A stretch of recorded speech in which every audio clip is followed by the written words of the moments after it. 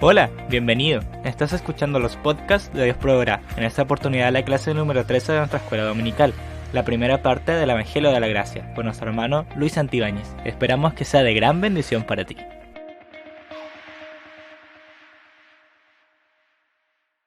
Hermanos, que el Señor les bendiga a cada uno de ustedes. Le damos gracias a Él por la oportunidad de seguir hablando de su palabra, que pueda seguir siendo sembrada, regada, y Él pueda ir dando el crecimiento para nuestra madurez, para nuestra transformación en Cristo. Hoy día vamos a abrir nuestra Biblia en el libro de Gálatas, capítulo 1, versículo del 6 al 9, donde dice así, en el nombre de nuestro Señor: Estoy maravillados de que tan pronto os hayáis alejado de aquel que os llamó por la gracia de Cristo, para seguir un evangelio diferente. No que haya otro evangelio, sino que hay algunos que se perturban y quieren pervertir el evangelio de Cristo. Mas si aún nosotros o un ángel del cielo os anunciare otro evangelio diferente del cual anunciamos, sea anatema. Como antes hemos dicho, también ahora lo repito: si alguno predica un evangelio diferente del que habéis recibido, sea anatema. Bueno, en este caso son estos hermanos, aquellos que habían recibido y escuchado el evangelio del Señor Jesucristo a través de los apóstoles. Hermanos, aquel que ha recibido un evangelio equivocado, por favor, tiene que cambiar. Aquel que no ha creído y no ha conocido el verdadero evangelio, tiene que desecharlo y aceptar al evangelio verdadero. Pero esta palabra es para aquellos que creyeron en el evangelio, el cual es el evangelio de Cristo, el evangelio de los apóstoles, el que anuncia a Jesús como el centro de todas las cosas, el evangelio de la gloria de Cristo. Bien, y bueno, este pasaje es uno de los que mencionamos al principio del inicio de todo este proceso, para poder entender de la gravedad de poder adquirir ideas equivocadas respecto al evangelio, de no saber cuál es el evangelio. Y eso es lo que hemos ido tratando de hacer durante todo este proceso, aprender más del evangelio sabiendo que hay uno solo. Y es el evangelio del Señor, es el evangelio de nuestro Señor Jesucristo. Muy bien, hermanos, ya estamos entonces en el último mes de este estudio respecto al evangelio y hemos estado conociendo varios pilares que sustentan la doctrina del evangelio. Y hasta el momento hemos dicho que el evangelio trata acerca principalmente del Señor Jesucristo, trata acerca de Cristo. Él es el fin, el objetivo supremo del evangelio, ya que de acuerdo a Corintios, como lo revisamos en clases anteriores, lo que quiere impedir Satanás es que las personas no vean la gloria de Cristo, no vean al Señor Jesucristo. Toda la Biblia apunta a Jesús como una realidad y el cumplimiento supremo de todo lo que está escrito, pero también vimos que el evangelio es una buena noticia, indicando que la única esperanza frente al pecado del hombre y a la gran santidad de nuestro Señor es el sacrificio de Cristo. Por eso también dedicamos una considerable parte, un buen tiempo, para poder entender el por qué la Biblia da tanto énfasis a la muerte del Señor. Y hablamos cerca de 4 clases respecto al Evangelio de la cruz. Posteriormente comenzamos una explicación histórica y teológica del por qué el Evangelio es llamado el Evangelio del Reino y cómo esta buena noticia está directamente relacionada con aquella promesa dada ante el fracaso de los reyes del Antiguo Testamento, que no pudieron traer libertad ni restauración al reino de Israel. Pero cómo este nuevo rey, a través de las promesas, viene a establecer un nuevo orden, se levanta entre los muertos con poder, establece su reino, establece su dominio y hace que pueda haber un nuevo orden, un nuevo dominio en nuestra vida. Este rey trae un gobierno y una victoria absoluta gracias a su sacrificio en la cruz del Calvario.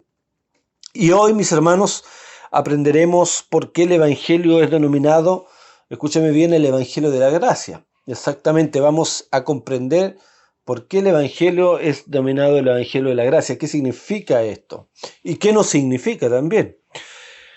Ya hemos comprendido en clases anteriores por qué el Evangelio es una buena noticia y por qué la gracia hace que sea aún más deleitable y maravilloso el Evangelio. Además, comprenderemos cuál es la relación que existe entre la gracia y la ley y trataremos de comprobar cómo estas dos, o sea, la gracia y la ley, caminan, avanzan sin separarse. Pero para eso tenemos que, primero, hermanos, definir algunos conceptos de importancia. Vamos a tener 3 o 4 clases respecto al Evangelio de la Gracia. Vamos a hablar de esta palabra tan repetida en los Evangelios, tan repetida en las cartas del apóstol o de los apóstoles. Bueno, definamos algunos conceptos, hermanos, cuando vamos a hablar de gracia durante este proceso de estudio. Vamos a entenderlo como el accionar de Dios, la acción de Dios, que es libre, que es soberana, porque no le pregunta a nadie, ya es la acción libre y soberana de Dios hacia nosotros, sus criaturas, para otorgarnos, para darnos sus regalos, sus dádivas inmerecidas. Gracia, en términos sencillos, es el regalo inmerecido de algo. Y la mayor muestra de gracia, nosotros lo hemos revisado anteriormente, ha sido el envío de Jesús en rescate por los pecadores, los cuales sin merecer absolutamente nada, se les otorga la vida eterna. Somos declarados justos y libres. Y esta acción de gracia manifestada, hermanos, en la salvación, realmente es como un río que se desborda en otros actos de gracia para saciar al creyente de una forma inmerecida. No lo merecemos ni lo vamos a merecer nunca. Este río de gracia que comienza ahí en la cruz, este río de gracia que es posible gracias a su sacrificio, se desborda y tiene diferentes ramificaciones para darnos aún más gracia después de la salvación. De aquí, hermanos, de esta gracia derramada en la cruz, de su sacrificio, de su entrega, procede la paz que podemos disfrutar, procede el gozo, la vida, el triunfo, la seguridad, la esperanza, las promesas. El Evangelio es una buena noticia porque está adherido a abundante gracia, hermano, a muchos regalos, para que puedan entenderme. Como dice Juan, utiliza un concepto, utiliza una palabra que es gracia sobre gracia. Gracia sobre gracia. O sea, sobre una manifestación de gracia tremendamente increíble, grande, maravillosa como lo fue en la cruz, hay más gracia, ¿ya? Hay más gracia. El Señor edifica nuestra vida gracia sobre gracia. Sobre la salvación nos da seguridad, nos da esperanza, paz, gozo, bienestar, salud espiritual. Hay gracia sobre gracia. Y la importancia de esto, hermanos, radica en que quien no vive sujeto a la gracia, escúcheme bien, quien no aprende, quien no ha aprendido a vivir sujeto y en dependencia a la gracia, al regalo de Dios, vive sujeto a sus propios esfuerzos. Y tarde o temprano, hermanos, esas fuerzas merman, se acaban, esas capacidades se destruyen, la persona se fatiga, no puede seguir adelante porque ha confiado en sus propias fuerzas. La fe en la gracia no es opcional en ese sentido en la vida cristiana. ¿Por qué? Porque es el sustento de todo creyente. Aunque la gracia, hermanos, a veces la comparamos o la confundimos con la misericordia, no son lo mismo. Ambas caminan por el mismo camino y siempre cuando está una está la otra, pero la gracia y la misericordia tienen significados distintos. Alguna diferencia es que mientras la misericordia, por ejemplo, quita el castigo que merecemos, la gracia nos da lo que no merecemos. La misericordia nos libra del infierno, pero la gracia nos da el cielo. La misericordia nos libra del infierno, pero la gracia nos da la vida eterna.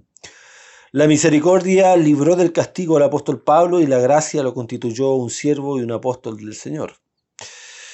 Eso es importante entonces aclararlo. Hemos aclarado brevemente, de forma general, hermano, la gracia, ¿cierto? Como todo el favor de Dios, como un regalo inmerecido hacia nosotros los pecadores que no lo merecemos. vamos a utilizar también bastante la palabra ley. La palabra ley. La Biblia habla bastante de la ley y la verdad es que se utiliza en diversos aspectos. Pero para los israelitas esto aludía principalmente, mis hermanos, a la ley entregada a Moisés, ahí en el monte Sinaí. Cuando Moisés subió al monte y el pueblo esperó abajo, el Señor se apareció a Moisés y le entregó la ley. Es lo que todo el pueblo de Israel y nosotros conocemos como la ley de Moisés. Y esta ley, quiero que me ponga atención, no es muy fácil siempre comprender esto. Esta ley, la ley de Moisés, a la vez tenía tres divisiones. La ley de Moisés se dividía en tres partes. La ley civil, en primer lugar, hermanos, si quiere toma apunte ahí. Y ahí estaban todas las leyes respecto a cómo las personas podían o tenían que vivir en sociedad. Cómo podía vivir la persona con su prójimo, cuáles son las reglas y las leyes que regulaban su vida en las calles. Así como nuestra Constitución y nuestras leyes hoy día nos regulan para vivir en sociedad, la ley civil en ese tiempo regulaba también el comportamiento, ¿cierto?, de las personas en sociedad. Ahí se manifestaban las prohibiciones, las sanciones para la vida en sociedad, los animales que no se podían comer, cómo debían proceder cuando alguien fallecía, cuando alguna mujer, por ejemplo, cuando alguna mujer estaba con su ciclo menstrual, las formas del divorcio, el procedimiento con los muertos, muchas cosas, hermanos, habían ahí en cuanto a la ley civil. Esa era una subdivisión, ¿cierto? Son tres partes, la ley civil es la primera, la segunda es la ley ceremonial. Bueno, la ley ceremonial son todas aquellas regulaciones en cuanto o leyes en cuanto al templo y al sacerdocio del Antiguo Testamento. Ustedes saben que el Señor ordenó construir tabernáculos, templos en el cual Él se iba a manifestar. Y ahí se realizaban sacrificios, habían personas que tenían que ofrecerlos, habían ciertos requisitos y todo lo relativo al templo, a ese lugar de adoración antiguo, ya no es lo mismo que el templo ahora, se le denominaba la ley ceremonial, cómo utilizar los utensilios del templo, las funciones de las personas en la casa de Dios, etc. Y en tercer lugar estaba también la ley moral de Dios, ¿ya? La ley moral. Y cuando hablamos de ley moral, generalmente estamos hablando acerca de los 10 mandamientos. No robarás, no mentirás, no matarás, amarás al Señor tu Dios, amarás a tu prójimo. Esa es la ley moral. Entonces esas son las tres leyes que están integradas dentro de la ley mosaica, la ley civil, ceremonial y la ley moral de Dios. Pero cuando nosotros utilicemos generalmente, hermanos, la palabra ley, lo vamos a ir especificando siempre, obviamente, pero generalmente nos vamos a estar refiriendo a los 10 mandamientos, ya que como veremos después, la ley en cuanto a la ceremonia y a la ley civil que regulaba el comportamiento de Israel, ya no rige para la iglesia.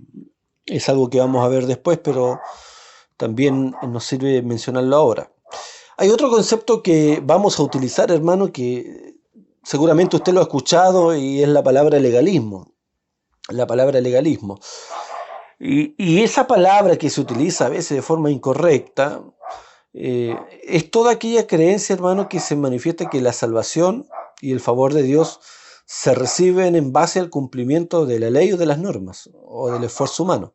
Legalismo, hermanos, es aquella creencia errónea, equivocada, en que se cree que se va a alcanzar el favor de Dios cumpliendo o ya sea la ley moral, civil o ceremonial o cualquier otra regla humana. Ese es legalismo, una persona que intenta con sus propios esfuerzos llegar a Dios, con sus propias fuerzas, con su propia moral, con su propia justicia. Eso es legalismo.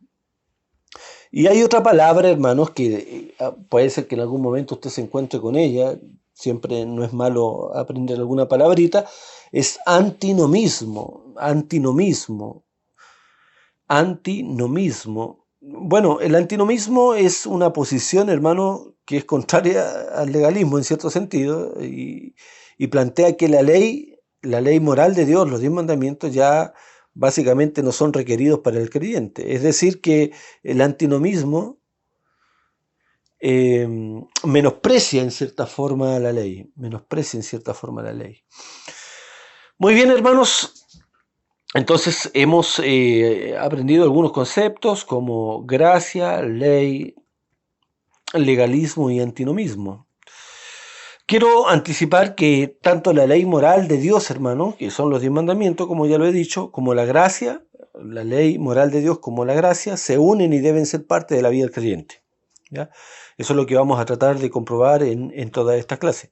La ley y la gracia caminan por un mismo camino y deben estar ambas en la vida del creyente, en la forma que corresponde.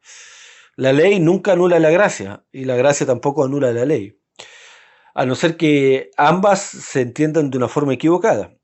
Un creyente debería tener la ley de Dios escrita en la tabla de su corazón, en su corazón mismo, como dice el apóstol, pero a la vez confiar y vivir a expensas de la gracia del Señor. Eso lo veremos y lo revisaremos más adelante. Hermanos, bueno, no hay nada más peligroso que entonces ir a la Biblia con una teoría, con ideas preconcebidas, con alguna idea favorita, porque cuando se hace esto somos tentados a insistir en algún aspecto de la Biblia y dejar otro de lado. Este peligro tiende a manifestarse sobre todo en este problema que yo les estoy mencionando en la relación que existe entre ley y gracia. Y siempre ha sucedido, hermanos, en la iglesia desde su comienzo, desde su fundación, y sigue existiendo hoy día. Algunas personas, algunos hermanos insisten tanto en la ley, que reducen el Evangelio del Señor Jesús simplemente a una colección de reglas morales, en el peor de los casos, de leyes de hombre, de mandamientos que parecen piadosos, pero como dice el apóstol Pablo, no tienen ningún poder contra el pecado. Para ellos todo es ley y no queda nada de gracia. Y es horrible como en algunas congregaciones, aparte de la ley de Dios, se crean un montón de otras leyes, a veces estatutos. Hermano, no tengo nada contra los estatutos, pero lamentablemente muchas veces se superponen y se ponen sobre la Escritura. ¿eh? Se ponen sobre la Escritura, sobre el valor de la Escritura. Y bueno, lamentablemente ocurre porque muchas veces dentro de las congregaciones hay personas que no aman la palabra, no tienen interés en vivir de acuerdo a ella, no se interesan por aprender la Biblia, y hay un dominio de personas que son neófitas, o sea, no conocen el Evangelio, dominando, liderando muchas veces, y eso es lamentable porque estas personas son potenciales para poder guiar a la iglesia de una forma equivocada. No hay cosa más terrible que eso, mis hermanos. Entonces, para ellos todo es ley, no queda nada de gracia. Hablan de tal modo de la vida cristiana, como ya hemos dicho, que todo se reduce a un conjunto de normas, de ley y de estatutos. Algo que se alcanza con las propias fuerzas, convirtiéndose de esta forma en un legalismo, donde la gracia desaparece, mis hermanos. Legalismo, hermano, no es amar, no es dejar de amar una vida santa. ¿ya? El legalismo no es eso. El legalismo no es amar una vida santa, acorde con la ley de Dios. Legalismo es intentar agradar o alcanzar el favor de Dios en base al esfuerzo personal. Pero recordemos también, igualmente, hermanos, que es posible, por otra parte, insistir tanto en la gracia que se llegue a perder también el valor de la ley en el Evangelio, el énfasis en la ley. Demos, por favor, un ejemplo de esto. El mismo apóstol Pablo. Nada menos que él se vio constantemente ante una dificultad semejante como la que yo he mencionado. Nunca hubo un hombre cuya predicación con su poderosa insistencia en la gracia fuera más mal entendida.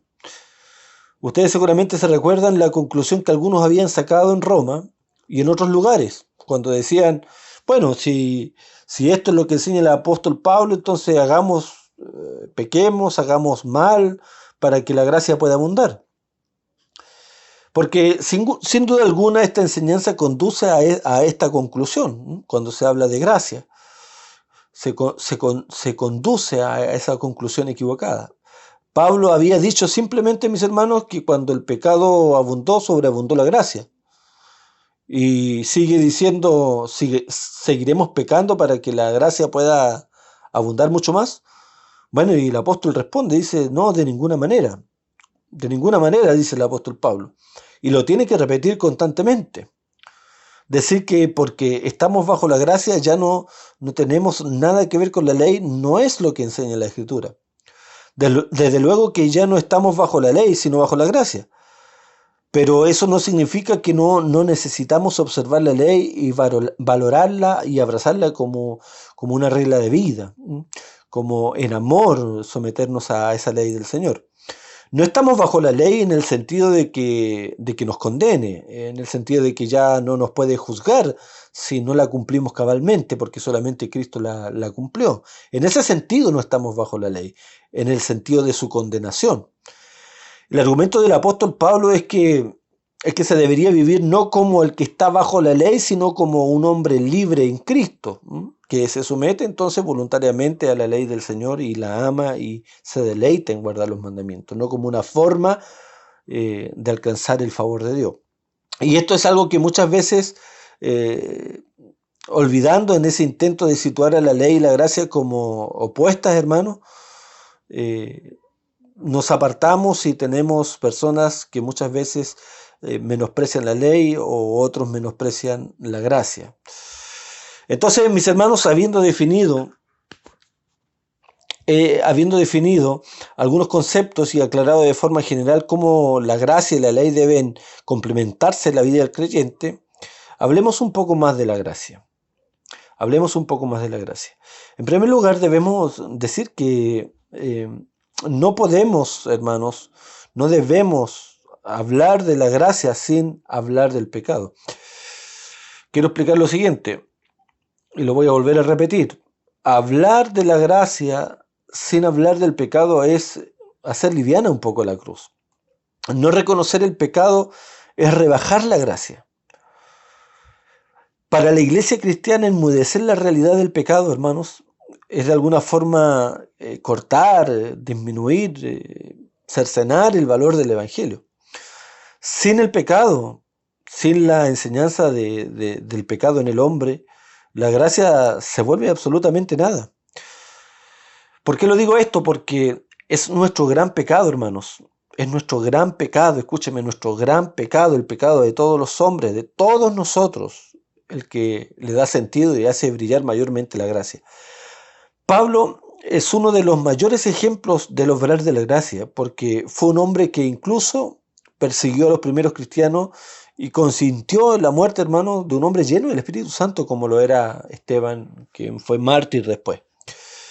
Pablo escribió en 1 Timoteo 1:13, reconociendo la gracia del Señor, hermanos, habiendo yo sido antes blasfemo, perseguidor e injuriador, dice, mas fui recibido yo a misericordia, porque lo que hice por ignorancia, en incredulidad lo hice.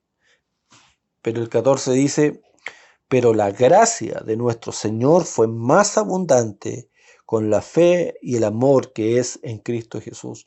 Mire, el realce de la gracia que hace el apóstol Pablo aquí está sustentado en lo que él era antes. Habiendo sido yo blasfemo, dice, él reconoce que había sido blasfemo contra el Señor, perseguidor e injuriador. Reconoce la misericordia y reconoce la gracia del Señor, abundante para con su vida. Nadie puede, hermanos, conocer, experimentar, amar, sorprenderse tanto de la gracia si no ha visto su gran miseria espiritual. Una comprensión del pecado, hermanos, es el preludio, es la instrucción para hablar de la gracia. Mientras no comprendamos el hecho de que necesitamos gracia, nunca la podemos recibir o disfrutar en plenitud. A menos que comprendamos que estamos enfermos, nunca seremos candidatos para sanar. Es interesante que siempre tratemos, hermanos, de esconder nuestros propios pecados. Ni siquiera queremos enfrentar que tenemos un problema. ¿Por qué voy a necesitar la gracia de Dios, hermanos, si no me considero realmente pecador? ¿Te consideras tú pecador o pecadora? ¿O crees que estás o eres o somos superior a los demás? Necesitamos reconocer nuestra miseria, nuestras inclinaciones, nuestra naturaleza. Necesitamos recordar quiénes hemos sido sin Cristo, para que la gracia del Señor brille con mayor fuerza en nuestros corazones. 1 Corintios, el apóstol Pablo 15:9 dice que Él es el más pequeño. En Efesios 3:8 dice que es el menos que pequeño. Y en 1 Timoteo 1:15 dice que es el primero de todos los pecadores. Y pareciera realmente contradictorio esto. Como que el apóstol Pablo cada vez se considera más pecador. ¿Es contradictorio esto acaso? No, de ninguna manera, pero es la lógica y el orden de la Biblia. Porque a medida que nos acercamos más a Dios, somos más conscientes de nuestra miseria y de nuestra necesidad de la gracia, mis hermanos. No es todo lo contrario. No es que contra más nos acercamos a Dios, mejor nos sentimos. Mientras más nos acercamos a Él, más conocemos su santidad, su justicia y nuestras debilidades y nuestra miseria y nuestro pecado, y más necesitados nos sentimos de Él. Siguiendo con el apóstol Pablo y cómo la gracia del Señor se manifiesta en su vida, cuando Pablo escribió Romanos capítulo 3, dice que todos somos pecadores. Romanos 3:10 acusa a todo hombre de pecado. Y Pablo en Romanos capítulo 3 une varios pasajes del Antiguo Testamento, una compilación de ellos, de Eclesiastés, hay 5 salmos y uno de Isaías. Y aquí dice el apóstol Pablo en estos pasajes de Romanos 3, no hay justo, no hay nadie, ni aún uno. ¿Con qué propósito lo dice? Para poder mostrar la universalidad del pecado, la universalidad del pecado. Dice que todos los hombres están en el mismo lugar. Cuando se habla de pecado, todos están en la misma regla, todos están en el mismo lugar, todos están en la misma posición. Eso es lo que quiere decir la frase no hay quien, que se repite varias veces. No hay quien. No hay entre ricos, no hay entre pobres, entre nobles, entre plebeyos, entre personas de color, blancos, rubios, altos, gorditos, flaquitos. No hay quien, dice el apóstol Pablo, poniendo a todos en el mismo lugar.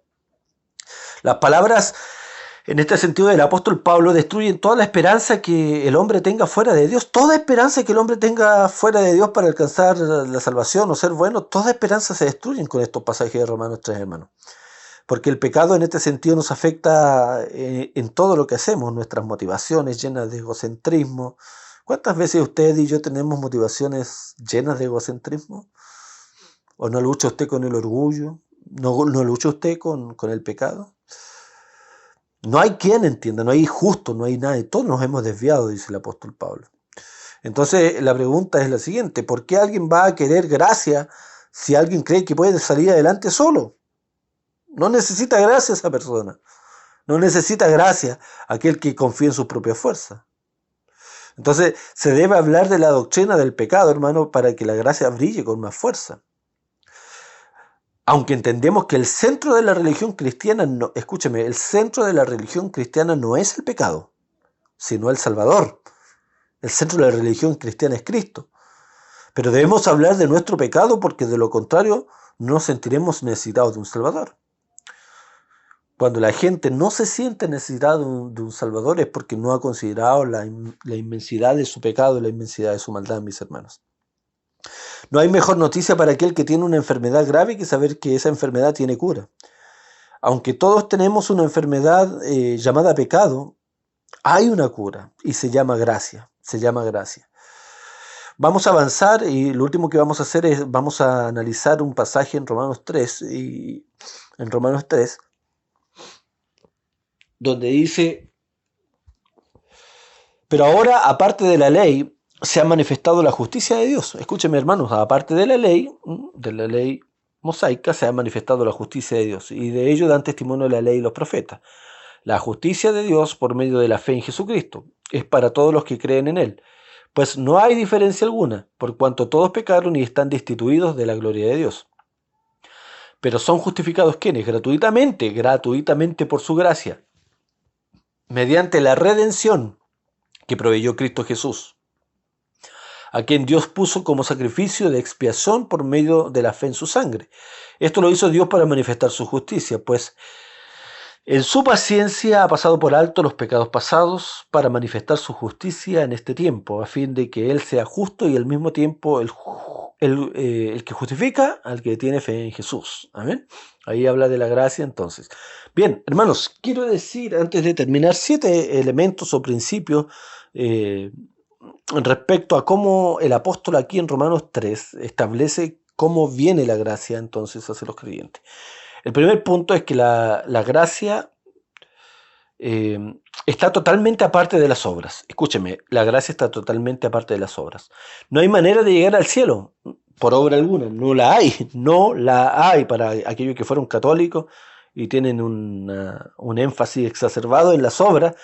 El hermano, le digo, no hay manera de que usted pueda obrar bien para agradar a Dios y llegar al cielo. Si hubiera una manera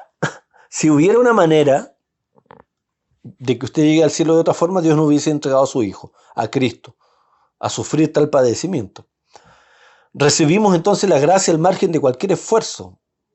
De hecho, si alguien quiere hacer algo para ganar la gracia, pierde la posibilidad, hermano, instantáneamente de recibir esa gracia. El cristianismo es la religión del logro divino. Jesús tuvo que bajar porque nosotros no podíamos subir al cielo. Necesitamos que alguien nos ayude para salir de esta condición, de la condición pecaminosa. Efesios 2:8 dice que la salvación es por gracia. Según Timoteo 1:9 dice, no conforme a nuestras obras. La gracia, entonces, hermanos, es aparte de la ley. El segundo punto, lo que nos muestra este pasaje de Romanos, es que la gracia se recibe por fe, de acuerdo a Romanos 3:22. ¿Cómo la recibimos? Dice ahí, cuando oramos y abrimos nuestras manos para recibir lo que Dios nos ha dicho. Y la fe es la apreciación y la creencia en lo que la Biblia está diciendo. Entonces, la gracia, en segundo lugar, se recibe por la fe, por el creer que es gratuita y que usted no debe hacer nada, ni yo debo hacer nada. En tercer lugar, hermanos, la gracia está disponible a todos los que creen. También está ahí en Romanos 3:22. Usted puede creer que ha pecado, a lo mejor demasiado, hoy que he pecado, no tanto como el pastor, no tanto como el hermano Miguel, no sé, quien sea. Yo a lo mejor él no ha pecado tanto como yo, podría decir usted. Pero eso no es lo que dice la Biblia. El indigente, hermano, y el rey del palacio, ambos están contaminados. Ambos están contaminados. Solo Jesús fue el único que anduvo sin pecado. Y por eso es que no hay 2 caminos o 5 caminos. Hay un solo camino, dice la Biblia, que es Jesús. Jesús es el camino, la verdad y la vida. El andrajoso y el rico están en la misma regla. El noble y el plebeyo estuvieron en la misma regla en el pasado. Usted, que a lo mejor dice que no ha cometido mucho pecado, está en la misma condición que el peor de los asesinos de esta tierra. Porque no hay justo, no hay ni aún uno, y todos necesitan el mismo camino, la misma fuente de salvación, en la misma medida, a Cristo Jesús. En cuarto lugar, hermanos, la gracia se obtiene por justificación. ¿Qué quiere decir justificación? Es más que recibir perdón, hermano, es más que recibir perdón. Es justo como si nunca hubiera pecado. La gracia se recibe por justificación. ¿Qué es justificación? Es ser declarado justo. No simplemente haber sido perdonado un pecado, hermano. No simplemente, escúcheme, es diferente que alguien perdone un pecado de alguien a declararlo justo. Es diferente. Ser justificado es más que recibir perdón. Es ser visto como justo, hermano. Como si usted nunca hubiese pecado delante de Dios. Aunque ya en realidad hayamos pecado. La justificación es poner a alguien en la posición antes de cometer ese pecado.